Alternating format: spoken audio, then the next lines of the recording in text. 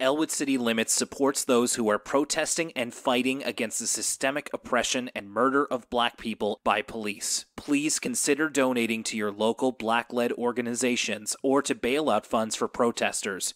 Educate yourself and get involved where you can. Black Lives Matter.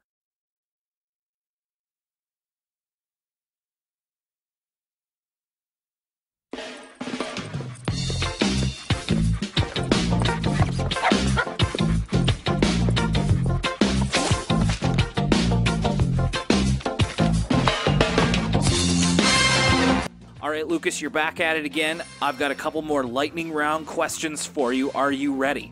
Oh my goodness, I'm gonna get struck by lightning twice.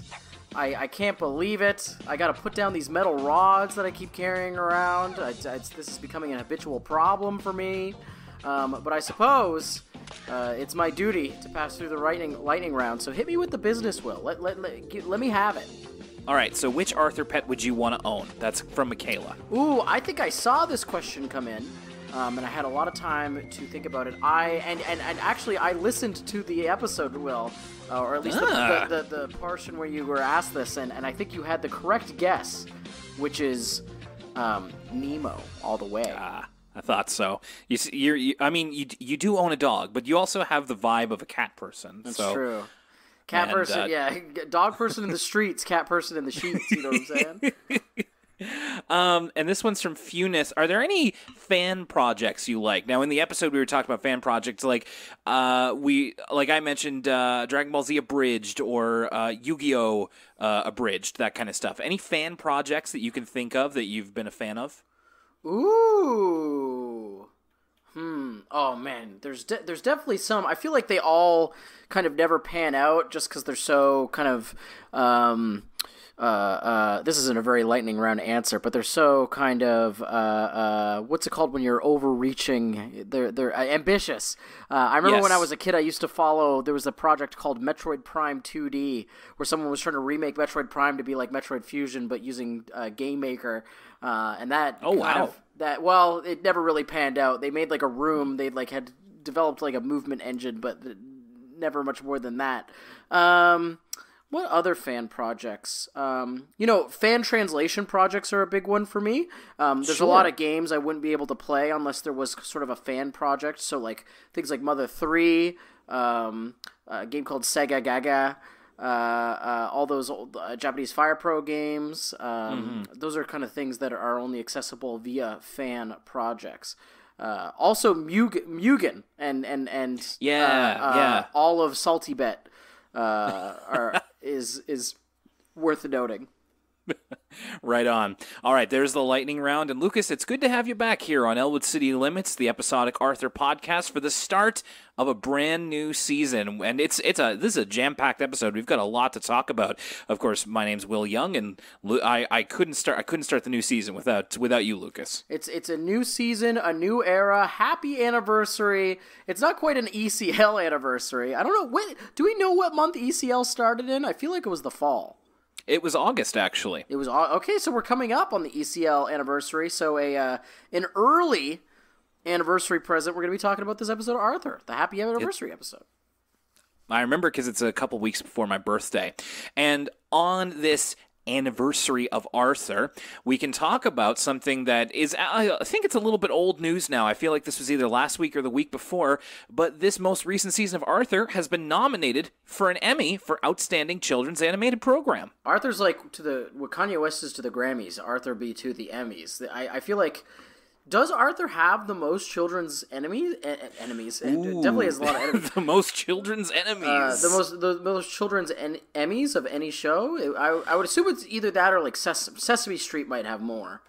My guess would be Sesame Street, but that's a good question. I actually didn't. Because I feel like it's been cleaning up. Look that up.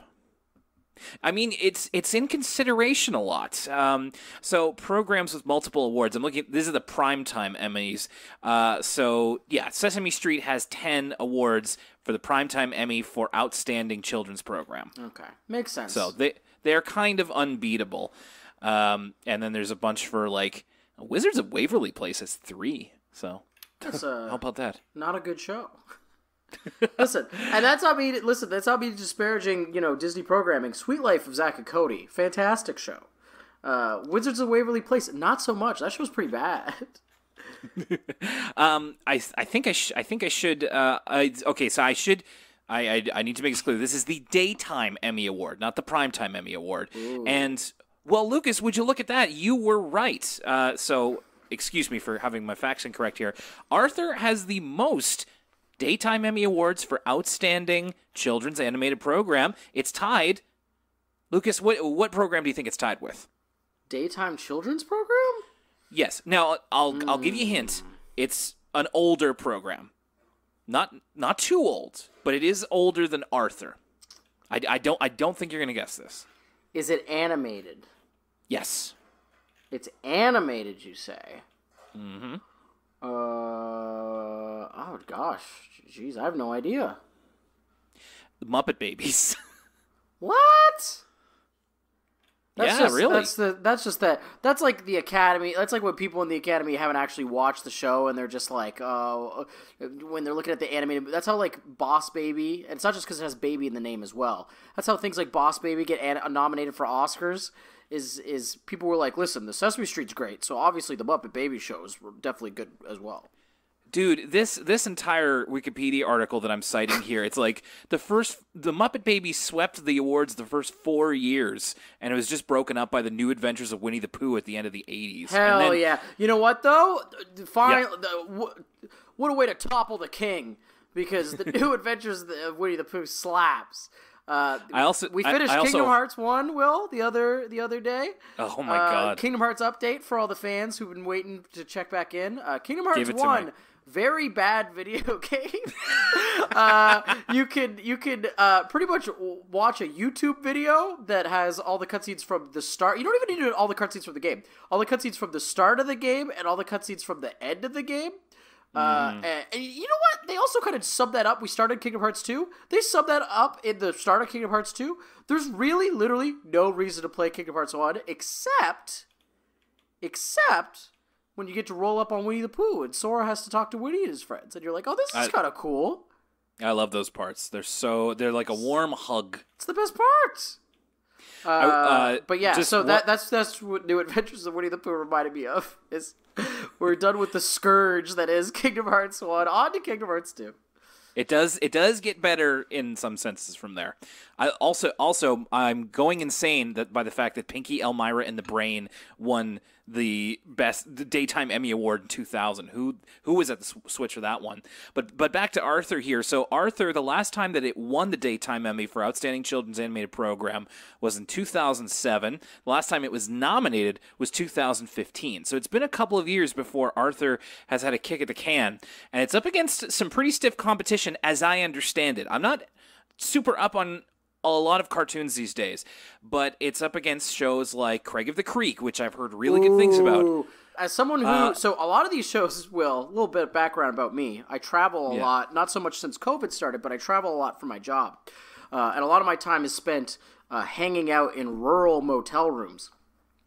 And the only thing that you get to do in rural motel rooms that you don't get to do at home is that they have cable. And sometimes Cartoon Network, believe it or not, especially when you're throughout like New Brunswick, closer to Quebec and stuff. So that's like what I end up watching when I'm traveling around. So I've actually seen a lot of these shows just by having like Cartoon Network on in my motel rooms all the time. And okay. Craig of the Creek is one of those shows that I regularly watch. That show rocks. I've heard great things. And let me just run down the rest of the competition here. The Dragon Prince, The Loud House, Nico and the Sword of Light, and Trolls The Beat Goes On. Most of these I've heard in one form or another. Like, I have friends who really like The Dragon Prince. Oh, yeah, people stan The Dragon Prince, I've heard. Yeah. So it's stiff competition, but this is, we're nominating the season with Mr. Rapper and the Special Somebody. So best of luck to Arthur. Let's hope for another win, and that can bring them out of the tie and leave Muppet Babies in the dust where it belongs. Let's head over now to some new emails that you and I haven't looked at yet. That's over at elwoodcitylimits@gmail.com. A quick one here from Funeth, who was re-listening to our previous episodes, and when they got to the half-bake sale, I got to thinking deeper on the show's take on cooking. Personally, growing up, I never liked most dishes either my grandmother, mother, aunts, uncles made, but everyone else in my family liked, and conversely, most of them didn't like the Tex-Mex I generally preferred over traditional Mexican dishes. When it comes down to is maybe taste is subjective. Despite what Grandma Thor put into the cookies, it didn't stop Buster from wholeheartedly enjoying them. As a guy who spent years detesting sushi, steak, and other stuff like that, there have been occasions where I've actually tried those dishes in different locations and found them delicious. If you don't like a certain food, maybe you haven't tried the one that works for you. People have different tastes. If you remember that episode, it was a pretty hard line of like, yeah, Grandma Thora just straight up sucks at cooking. It's true. Some people just aren't good at cooking. It might not just be the particular dish. That's interesting to think about, though. No sushi or steak. Weird. Yeah, my wife doesn't really like those either. Really? It's just sometimes you get a taste for it and sometimes you don't. I suppose. Sushi's one of these things. One of the things I've most often missed during said pandemic. It's an old favorite of mine. We go now to former guest of the show, Viv, who is talking about the episode Arthur Makes Waves. When I first watched it when I was little, I was surprised to learn that Molly, the big bad bully, is James's older sister. I think I was shocked. When the episode ended, I was confused, and I thought Arthur and Molly were back as enemies again and appeared to be okay with it, but it seems that's not the case. Today, while I was looking up the voice actress who plays Killer in the series, on IMDb, her name is Melissa Pereira, I discovered that she is the same voice actress who plays Arthur's cousin Monique. Remember her from season 1? So Arthur's cousin Mo is who Viv is referencing. Oh yes, how could I forever get? It's funny, of the season 1 episodes, that's one of those ones. The family reunion episode is one that very much sticks in my mind. I don't know where we ranked them on our individual lists. It'd be funny to go back and listen to those initial top 5s, because with kind of historical, with fresh eyes, that Arthur's family reunion episode must be one of the season 1 ones we bring up the most often. Yeah, I mean, hey, if you're looking for an Elwood City Limits episode to go back to some of our earlier episodes and see what we have to say about those ones. And Viv's recommendation for our For the Kids Patreon podcast is an episode from Miraculous Ladybug, which I've never heard of myself, but if it's a PBS show, you can bet we will get around to it. Our next one is from Vanessa. Greetings from a fellow Canadian. Just happened upon the podcast a couple weeks ago, going through the backlogs of episodes. While listening to your take on the episode Misfortune Teller, Prunella's sister Rubella was describing the cootie catcher as coming from Transylvanian commuters of the Carpathian Mountains. I'm pretty sure this is supposed to mean gypsies, especially ones coming from the mountains of Romania, as I am of Romanian descent, and that's a common cultural stereotype there. Keep up the great job. That's from Vanessa. Yes, I'd say so, Vanessa. There was less sensitivity toward those types of terms and to the Romani people in the 90s especially. Like, I watched The Hunchback of Notre Dame again recently, and every time they say the G word, it's a little weird. Yeah, no, that's good, but I'm glad for them to write in. Thank you for that letter. Yeah. I would have never known. Always thankful for the many different views we get on here. This last one is from Jack, who just discovered the show last month. Got really excited when you mentioned in your Return of the King episode about maybe doing an episode riffing on Uh-Oh. I'm a big fan of the show, and I've watched nearly every episode, so I'd really like to see you guys riff on it. Maybe someday. I mean, we'll have to put that in the queue behind Yvonne of the Yukon. Oh, right, yes. If you listen to our Patreon, you know what that means. One disgusting Canadian show at a time.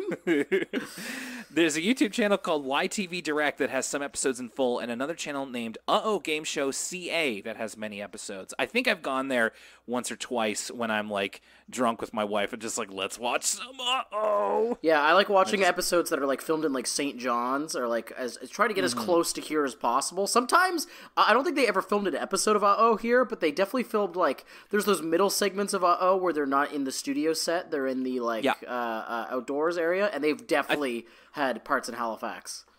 I think that they were in like Point Pleasant Park at one time, and I was like, oh man, I can't believe I missed it. Like somehow I didn't know. It's like I also like to watch old episodes of Video and Arcade Top 10, and some of them advertise like the Nintendo bus coming to your town, and I'm like, I hope if the Nintendo bus comes here and I miss it, I don't know what I'm gonna do. I'm gonna go crazy. Well, thanks everybody for the emails. It's great to hear from you. And thank you to everybody who has been responding to my call for emails from last week's episode. They are going to be put to good use. And the episode on when Carl met George is probably going to be coming out closer to the end of the month. Stay tuned. And if you have any more feedback to send our way, elwoodcitylimits@gmail.com is a great way to do that. All right, one last thing. Before we get into the start of Season 10, we got to say thanks to the people who make it all happen. And we want to thank our patrons, including people like Aaron DeFilippo, Andrew Power, Caitlin Harrington, Chandra Lefebvre-Boughton, Christine Liscote, Christine Wong, Sierra S., Dan Mike Dawson Silva, E.J. Acra, Emily K., Froppy, Greg Hagai, Ian Collis, Jake Bailey, Joe Sue, John DeLong and John Griswold, Josias Melendez, Kat, Kaylin Krogel, Kevin Noon, Kristen, Leanne S., Light Relentless, Lily Warden, Lion Dog ZXA, Macy Ball, Marla Stanfield, Matt, Melissa Aviles, Michaela Gibson, Pretty Cool Stairs, Rachel Pearson, Riley Stevens, Shayna Bennett, Shelby Eden Dawkins Law, Stella Teresa William, and Yoshi. Thank you everybody for keeping up your patronage during these tough times. We really do appreciate it, and we will have more Patreon content coming for you very soon.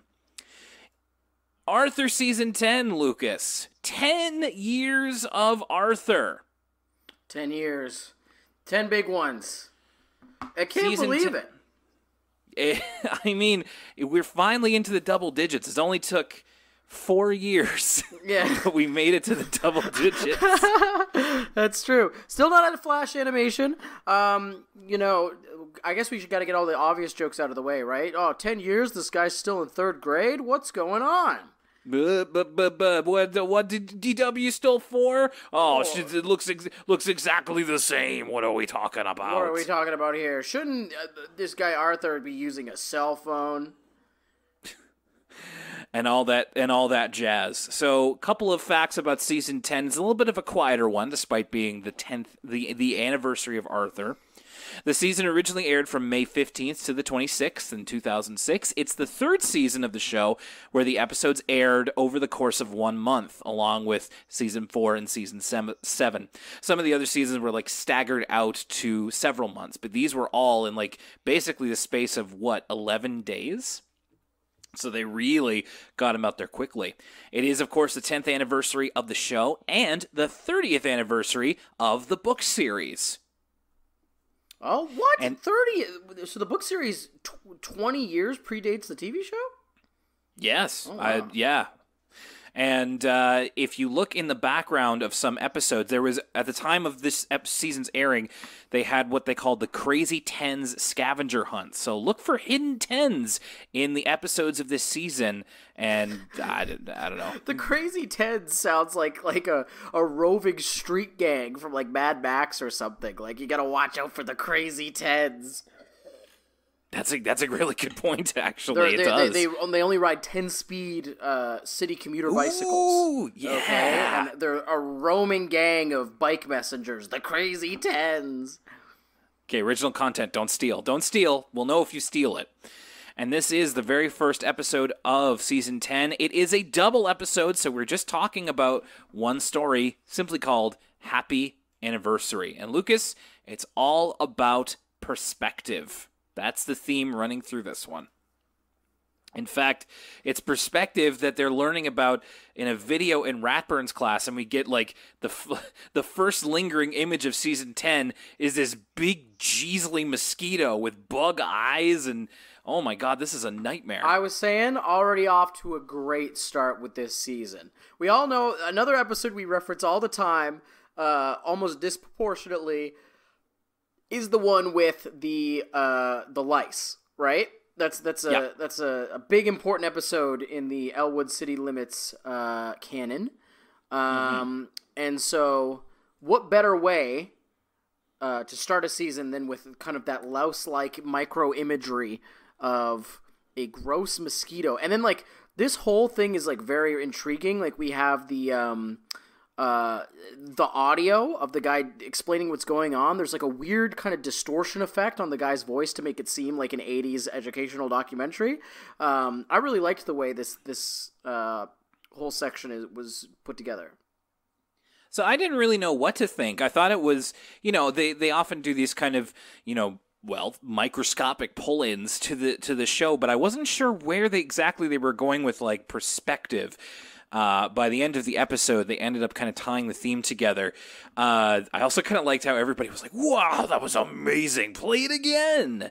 And this really, Buster's like, "Play the video again!" He's like stoked. And he also says, "My great works have all been for nothing," because he sees now that he is just but a mosquito to the ends of the world. So him winning first place in the hot dog eating contest, and saving the cat, are not as great as he thought that they were. Just my great works have all been for nothing. Great line. So they have to essentially do a paper over the weekend on perspective and their take on what exactly that means. So Buster and Arthur are getting ready for a big episode of, it's like a crossover episode between Bionic Bunny and Dark Bunny. By the way, when they leave the school, Prunella's talking to Rattles. That's a little weird. So it's a Bionic Bunny, Dark Bunny crossover where all will be revealed. That's the big tagline. That's a good one. You gotta have a tagline. And then Arthur and Buster kind of repeat that mantra throughout the episode that all will be revealed, which is pretty funny because it's not like Bionic Bunny has had really a running secret or anything. It's not lost. Like Bionic Bunny's just Superman. We're waiting for him to save people. What is this big mystery? But because Arthur and Buster just repeat all will be revealed throughout the episode, you start to wonder. You're like, okay, well, what's it going to be then? I forget. It might have been a combination of like maybe seeing part of this episode before, but I was like, gee, I wonder what it could be. But they also have a Bionic Bunny handshake that we've never seen before. It's very involved. This seems new. Like I feel like there was a Bionic Bunny handshake before, but this one has like stages to it, and it even has like a passphrase. I swear on the rabbit ears of Nishkuma. Yeah, is that like Bionic Bunny's home planet? What is Mishkuma? I don't know. I get midi-chlorian vibes off of that. It's like we didn't need to add like planet names to Bionic Bunny. You know what I'm saying? It's like I guess he's a Superman analog. So this is like in the 90s. Like was there a red and blue Bionic Bunny with like electricity powers or something? Or Bionic Bunny gets a mullet? Ooh, now we're talking. Just seems a little regrettable. So they're going to be doing a sleepover on the weekend to watch the episode. And also this weekend, it is Mom and Dad Reed's 10th anniversary. Now, this was a bit of a surprise. I guess it was and it wasn't. You know what I mean? Like, to put a number on how long Mom and Dad have been married, and 10 doesn't seem that long. How old is Arthur? I might have almost guessed longer. So Arthur's 8, which means that they would have had him two years into their marriage, which means I'm trying to imagine if I had Arthur next year, because next year Jen and I will be married for 2 years. So it's like if we started having kids around then, I guess kind of makes sense. I guess yeah. I'm starting to get to be that age where like me and like my friends are the age that my parents were when they're either like had us or met one another. Right. Like my mom and my dad met when they were my age right now, 25. Okay. So I guess it makes sense. What I want to know is how old Dave and Jane were when they got married. I know that they never. Ooh. I don't think they ever reveal their age, but I'm just really curious about that. So Arthur and DW have thoughtfully put together a gift for their anniversary, but DW gets 10 and tin confused because she says it's their tin anniversary, and she has a portrait of the two of them and her on a pie plate, but Arthur's like, well, that's not made of tin, that's made of whatever pie plates are made of, not tin. Is it aluminum? Is this where she gets the aluminum thing from? Aluminum or aluminum. I tried to write it out phonetically the way DW says it. Aluminum, I think. Aluminum or something like that. So that's kind of her through line for the episode. She's trying to find something tin to give to them. And Mom and Dad's plan is to go to a restaurant called Robert's d'Aubergine, which aubergine in French is eggplant. It's just and they're going to have the duck à l'orange. Ooh, the orange duck. I've never had duck à l'orange. I would be curious to try. Duck is good. Yeah, I know. But, the ducks I've consumed have been distinctly non-orange. So, well, and see, I guess I'm just a pleb, but I can't. I don't know where the l'orange comes from. Is it like a cream? Do you stuff the duck with orange? La orange. Oh, okay. So it seems like it's an orange sauce. So I don't know. Orange, I always find to be, like, I associate orange stuff with desserts, like, creamsicles or orange candy and stuff like that. I don't know if I want a fruit flavor in my duck. I'd be willing to try it, but I'm just a little skeptical. Huh. I guess it's like people don't really be having this anymore. According to Epicurious.com, a trusted source, they say until recently, this is kind of they're like trying to bring duck à l'orange back, was a tired cliche of the 60s. So I think it's one of those like 60s meals. Like, you see those pictures of like ads for like I almost swore because it's just so foul. The crap that people were eating in the 60s where it's just like gelatin steak and all that, like really like, listen, usually I'm like the guy who'll eat anything on this show, but like all that 60s stuff is so nasty. So 60s food is what Lucas wouldn't eat. Exactly. Oh my god, those gelatin things are so gross, man. Yeah. By the way, patrons, if you saw the video that went up over the weekend, I will not be making duck à l'orange anytime soon. That is beyond my powers. I was barely able to put together cheesies and olives. So, how were the cheesies and olives? Oh, I can't say here. Oh yeah. It's true. You have to watch the video to know that. It's true. I have to watch the video. I have to subscribe to the Patreon. I'm so sorry, Will. All right, so Arthur and Buster are going to be working on their perspective essay before the TV show. DW also tries to get some tin from the Tibble twins. The closest they have is like a tin soldier, so she barters her Mary Moo Cow doll for this tin soldier, which, according to Brain later, could be actually worth quite a bit of money, although it's not made out of tin. All three of the Tibble's toys here are, like, worth noting. Like, they have a tugboat that's got a pig face. Okay. They have that tin soldier who looks like he's from, like, the Revolutionary War era. What else? What is the third one? There's, like, 3 toys that are ruining... Oh, and they have a stegosaurus... Not a stegosaurus. What is the one with the long... A brontosaurus. That they're all just completely ruining in this pool. And so Buster and Arthur are working on their perspective essay, and Buster's idea is that he's going to bring in basically a Swiss cheese sandwich, and Arthur's like, "You're going to hand in a sandwich?" But the idea is like, if I were an ant, then this would be a feast fit for a king. Buster has a pretty good point here. So Buster's talking about, like, in perspective, both in the sense of scale and size, but also in the sense that, like, he not only just the ant thing, but he also talks about, like, if he was starving, like, if he hadn't eaten in 2 weeks, then he would be elated to get the sandwich with no mayo and just 1 slice of Swiss cheese. That's right. It is rather dry sandwich. Oh yeah. All right. Well, Will, I gotta know the plain bread with 1 slice of Swiss cheese. Does Will eat it or does he not? Oh, I've had sandwiches that were barer than that. Of course I would. Wait, barer? Yeah. How could it be barer than no condiments and white item in between the bread? That's just 2 pieces of bread you're eating, I think, my friend. Well, I feel like I've said this on the show before, but it's funny.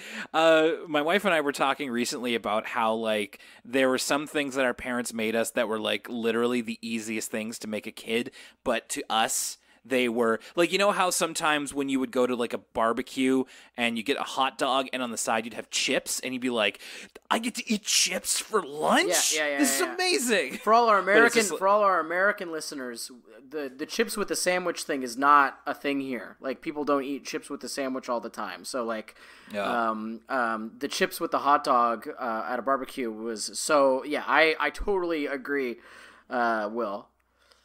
So one of my favorite things that my mom used to make for me was butter sandwiches. Oh, so they're just to be clear for those listening at home, not toast. No. For toast has been toasted. Mm-hmm. You were taking 2 pieces of, was this white bread, Will? White bread. Be real with me here. Now, okay, final question, and then I'll let you go on this one. Or I suppose it's your mom's fault, not you. Yeah. I wasn't making butter sandwiches. Butter? Or was it margarine, Will? Was it actually butter in the butter sandwiches? I don't know if I can answer that accurately. I'd have to ask my mother. Okay, that's listeners, tune in next episode. We're going to figure out if Will was it even, cuz I think a butter sandwich is above in terms of, if you were going to get into, like, what is the most bunk sandwich you could conceivably have, I feel like Z tier is 2 pieces of uncooked bread with nothing, and then just above Z tier is a margarine sandwich, and then above that is butter sandwich. So stay tuned, dear listeners. Yeah, I'll text my mother and say what was in the butter sandwiches you used to make me.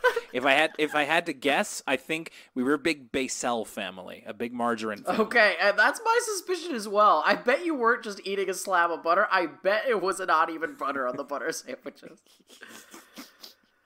Yeah, I mean, look, it sounds like You're really torn up about this. Well, I just, I also had proper food as a child. you look at me today, I was not underfed. But it's just sometimes I would ask for butter sandwiches, and butter sandwiches I would get. Listen, Will, you're preaching to the choir. Everybody has their proclivities. When I was a kid, my parents didn't have any sweets in the house, and so I would just climb up to the top drawer and eat sugar right out of the sugar for the coffee with a spoon. Whoa! This is what you get. This is why harm reduction's important, right? You got to give me a few sweets. Because otherwise, I'm just gonna freebase sugar. I can't imagine what little Lucas on raw sugar must have been there's like. a reason I am the way I am today. So Arthur's busy racking his brain trying to find an angle for this perspective essay. And there's hours to go before the Bionic Bunny special. So he falls asleep, and he has a nightmare this is a real nightmare. He's being chased by the giant mosquito. Like, I do not want that thing near me with its big evil eyes. And they're, for some reason, they're on like the neck of somebody who's suntanning, and I was like, this is a little. This is a take. This is an image. I wrote down, this is like really high concept for the first episode of the season. Like, I was expecting, okay, it's like 10th anniversary. Maybe it's going to be like a look back at like the Elwood City community. Maybe it's like, anniversaries. I thought it was going to be some kind of sentimental thing about 10 years or what have you. This weird perspective angle, and then Arthur's having this like mosquito dream. I was like, what an interesting angle for the first episode of the 10th season. Well, even when they do kind of get, have their own perspective on things, like with the New Year's episode in the first season, when they do kind of like look back on things, they always manage to put a creative spin on it. They're not just doing like a Simpsons clip show. They're always doing something a little different. So then Buster comes by in the Formaggio Falcon, which is his cheese sandwich that he's riding essentially like the Fantastic Car or something. And it also comes with a sweet guitar riff. And he shoots slices of cheese at the mosquito as they fly into this person's nose. Like I said, so high concept, right? Like, I was riveted. Well, and it continues from there because they're attacked by a folded up piece of paper that is in this person's nose for some reason, and it's actually the essay that Arthur was working on. Like, it's very, very stream of conscious, and I don't mean that in a bad way. It's just like, wow, these certainly are ideas. So, I mean, yeah, kudos to them doing something a little bit off the beaten path. So Arthur is still having trouble with his essay. So everybody's kind of going together in the end here. Mom and Dad are going to drop off DW at Grandma Thora's, and they're going to drop Arthur at Buster's, and they're going to go for their dinner. But right as they're about to go out the door, who calls them but Grandpa Dave? Grandpa Dave, it's been a minute. It has been. And the last time we saw him, I think it was like that episode where he is like forgetting stuff and getting old. So this is like, okay, cool. Grandpa Dave just gets to be fun Grandpa Dave. Well, and, not so fun. Well, because Grandpa Dave, I saw this coming a mile away. Already, I was stressed out about the concept of having to drop off Arthur and DW and make it to this reservation on time. And then, of course, Grandpa Dave has that phone call, which you never want to receive, which was, guess where I'm calling from? Right down the street. Yeah. And yeah, so his Grandpa car, Dave, Grandpa Dave gets CAA challenge. Or for our American listeners, AAA. Yes, that's right. Right, I forget it's different over there. So yeah, Grandpa needs a lift to his like fireman's charity ball that he's doing, or that he's a part of in some way. So they're going to use the catering van and drop him off, and then do all of the rounds. And this I found was interesting. We rarely, if ever, have Grandpa Dave and Grandma Thora share a scene together. It's true. This was interesting to see. Also, the layout of the catering van. We don't often spend that much time in the inside of the catering van, and it begs the question, with all this ample seating, like, where does all the cakes go? Well, I have to imagine that there's got to be something where they can, like, put more seats in. Maybe it's an older model where you can, like, you know, physically take the seats out or put them under somewhere. They've got to be able to move them around. And unfortunately, the catering van breaks down as well, and they're stuck in the middle of nowhere. Dad Reed gets CAA challenge. The challenge continues. Yeah, really. That's all you would need in this situation. So they're stuck. Everybody's stuck, and they've all got time-dependent things that they want to do, and that's the big kind of dilemma for the middle of the episode. So Dad, Arthur, and DW are going to go to a nearby cafe, or diner, I should say. It's called the 10's Spot Diner, and they're going to try and call somebody to give them a jump or give them help. Arthur briefly brings out an outfit he was going to wear at Buster's. They're both going to like dress as like minor characters, and he was going to play a character called Laser Nostril. So he has this cool like band that he puts around his head, and it's like got flashlights attached. It's actually pretty complex for an elementary school kid's costume. I mean, cool is relative, I suppose. It doesn't look cool. No, it is cool that he was able to put that together himself. Yes. That would constrict my breathing and be uncomfortable on my nose, I think. Oh yeah, definitely. This is a one-time use kind of thing. You know, if there's a 10-spot diner, do you think there's a Cool Spot diner? You know, named after the Super Nintendo game Cool Spot, where you play as the dot from the 7-Up logo? Yes. You know, maybe, you know what? That seems like the kind of thing that might be online. That might be the name of somebody's, like, Discord server. What about the Pepsi Man diner? Now I'm just talking about, what if we started naming things after mascots of late 90s promotional video games? I guess there's already a McKids diner. There's just McDonald's. Yeah, and I feel like there's probably like Pepsi sponsored canteens or something like that. Surely. Yo Noid, that's just Domino's. Or unfortunately, 7-Up does. Wait, what is the Noid the mascot of? Domino's. Domino's? Okay. See, I avoid him, so I wouldn't know. As you should, lest your pizza be taken into your own hands. So we get to the 10-spot diner, and there's this fella who's working there late after the place is closed. His name is Jay. Jay, throwaway character of the week, locked in. Okay, Jay has like 3 lines this episode, and I don't want to spoil Jay's big break near this episode, but Jay's a king. Looking at him, he's got one of those awful like old 50s diner like uniform caps where you got to wear like the weird sailor hat. Big ol' stain on Jay's apron. And it seems like Jay's running the whole joint, too. Like, it seems like there's no waiters or cleaning staff or, like, kitchen staff. It's just Jay. Well, yes. And you know something else about Jay? I think this will cement him as the throwaway character of the week. Do you know who voiced him? No, I have no idea. Jay is voiced by the original voice of Arthur, Michael Yarmish. No Back way! again. What? For the 10th anniversary? Oh, that's cool. And it's because Yeah. Jay's like a pimply-faced teen. Makes sense. Michael Yarmish's voice dropped. That's so nice. It's great. I love that tidbit. And you're right. Jay is such a bro.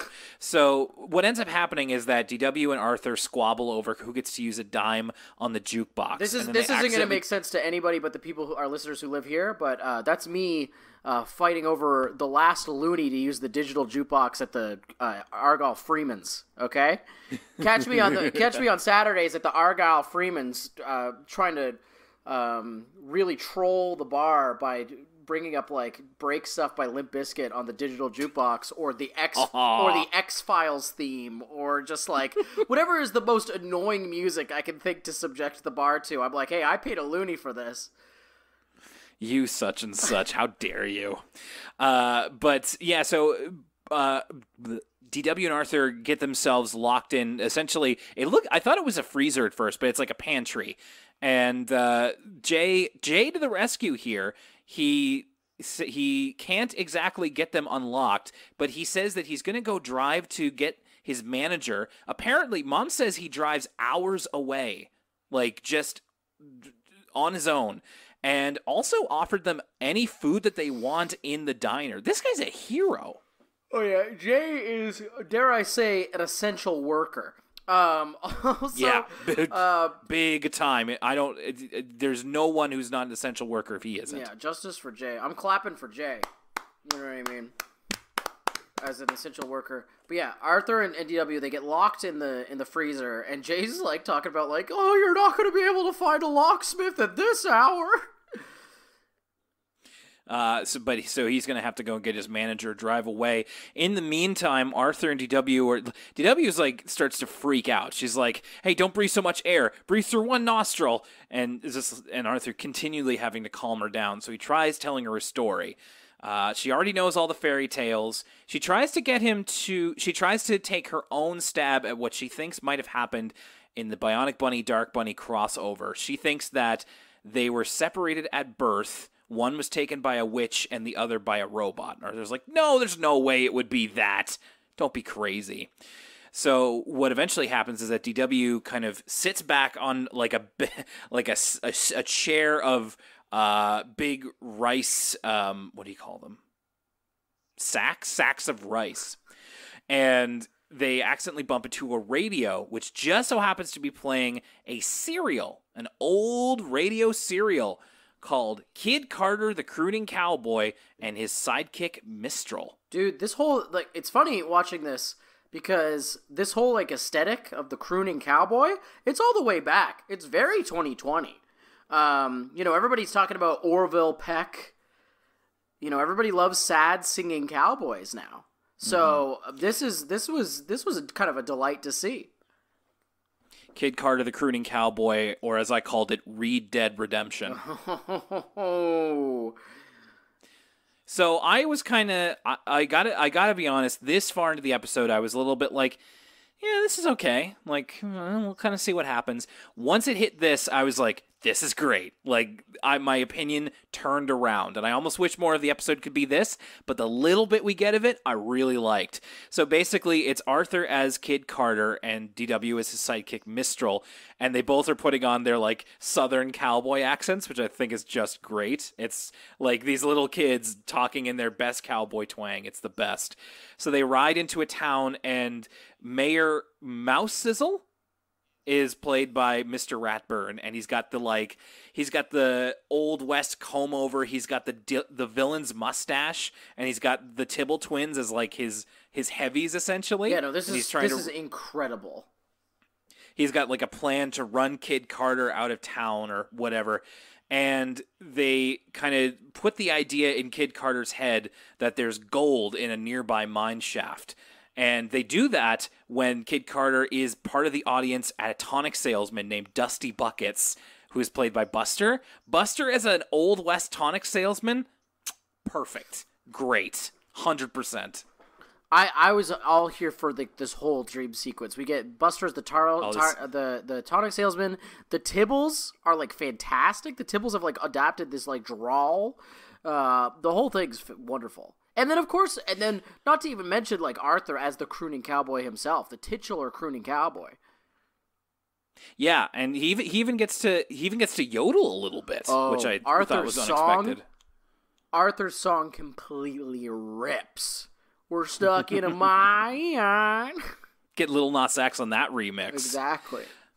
So they go into that mine, and the Tibbles cave them in. It turns out the gold was actually like rocks just painted gold. So they're trying to figure out how they're going to get out, and that's where the serial episode ends. They're just like, tune in next time to see how Kid Carter, the crooning cowboy, gets out of this one. So they almost had it. And eventually, they kind of get their way out of this. I've been playing a lot of Dying Light, so they basically just do a lockpick minigame. And just kind of logic their way out of it. See, if this was Kingdom Hearts, they would be doing a Trinity will. Ah, yes. There would be Such a fun, a yellow... not annoying, not awful game mechanic. Finding the colored Mickeys on the ground and pressing triangle. Yeah, the tiny, awful-looking colored Mickey texture on the ground, and you got to press triangle. Such a great game mechanic, Will. Mm-hmm. So they do find their way out of the pantry, and then everybody's there. Everybody who was there before. Now it's not what anybody expected, but they all have themselves a good time. Dad makes some dinner for everybody. It's as fancy a dinner as he can whip up on short notice. They get the jukebox going. Grandma Thora and Grandpa Dave have a little dance together. Oh, that was nice. It's nice. A little bit kind of creepy when you think about it.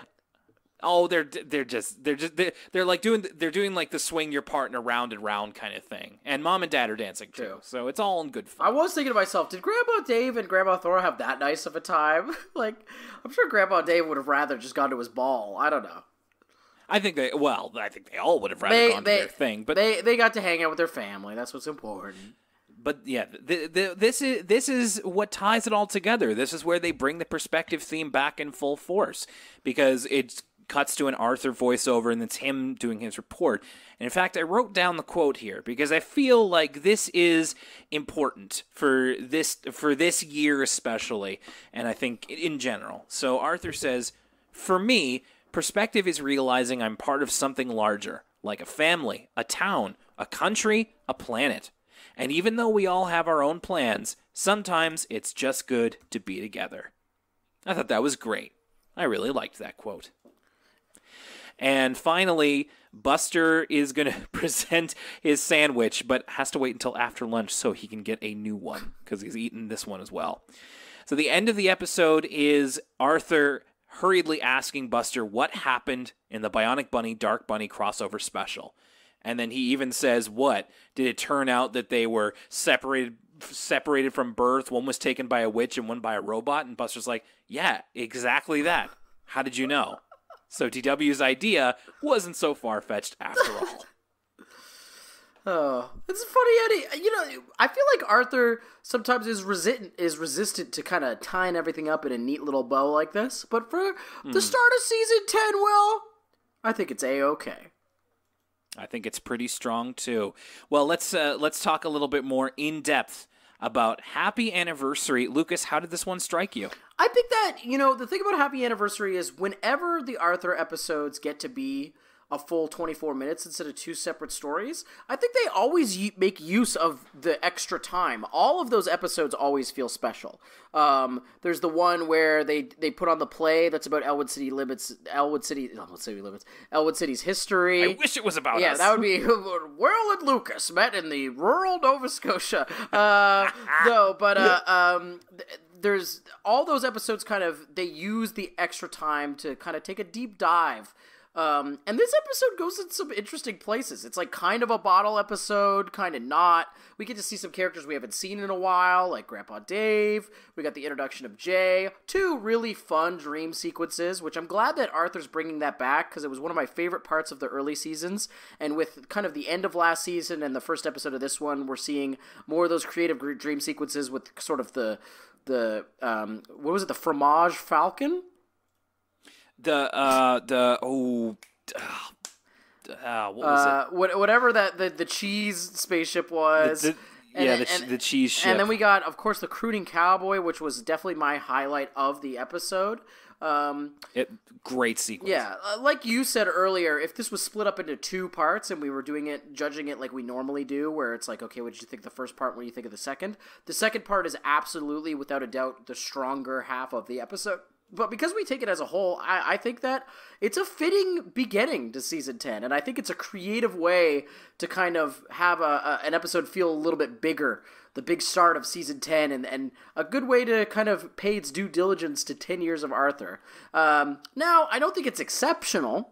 It's not especially knocking my socks off, but I had a lot of fun watching this episode.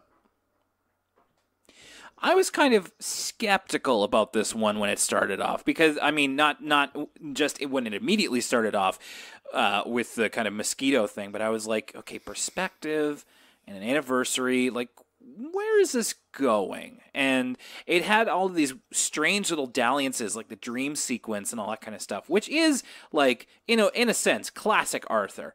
So I wasn't so much put off by it. I was just kind of like, so how are we going to tie this up? And really, this has one of the stronger endings to an Arthur episode that I can remember.